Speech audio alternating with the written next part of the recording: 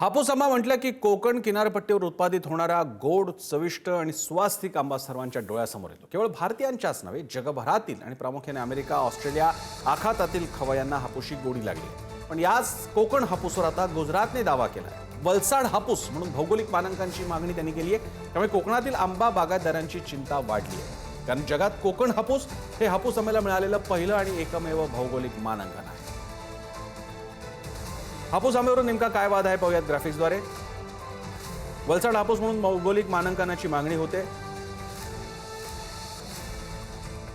वलसाड हापूस नावाने भौगोलिक मानांकन मिळण्यासाठी अर्ज सुद्धा करण्यात आला।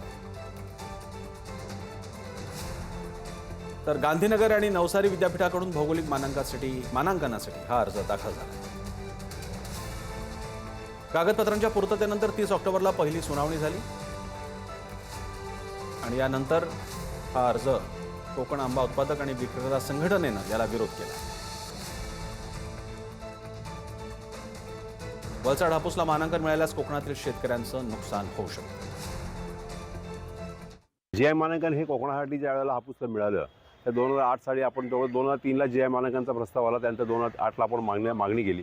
2018 पर्यंत आपण जीआय मानांकन मिळण्यासाठी जे जे मानांकन आहेत ही सगळी मानांकन आपण त्या विद्यापीठाकडे सबमिट केली आणि त्यानंतर ह्या इथल्या भौगोलिक परिस्थिती आणि इथली माती, इथल्या त्या त्या ह्या सगळ्याचा परिणाम होणारा आंबा आणि त्या आंब्याची मिळणारी चव जो इसेन्स आहे, त्या इसेन्सच्या ह्याच्यावरती आम्हाला आंब्याचं मानांकन मिळालं आहे। जे इतर विद्यापीठातून जे मानांकन मागण्याचा प्रयत्न केला होता त्या मानांकनाचा त्या परिसरातलं मानांकन ठीक आहे, पण हापूसचं मानांकन नाही आहे।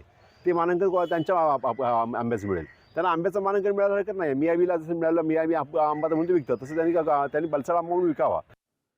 दरम्यान हापूस आंबा वादावर राजकीय नेत्यांनी काय प्रतिक्रिया व्यक्त केल्या आहेत पाहूया।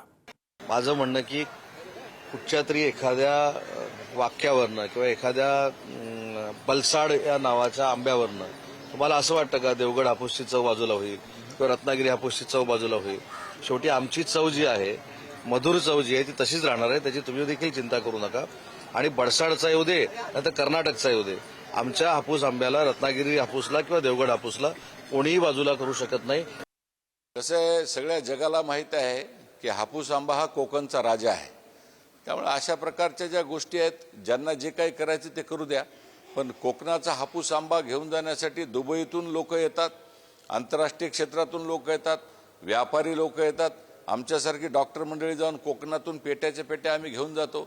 त्यामुळे हा कोकणाचा जो हापूस आंबा आहे याची जागा कोणी घेईल असं मला काही वाटत नाही। दरम्यान या बाबतीत ज्यांनी याचिका दाखल केली आहे डॉक्टर विवेक भिडे आपल्यासोबत आहेत। डॉक्टर, या विषयाकडे तुम्ही कसं पाहता?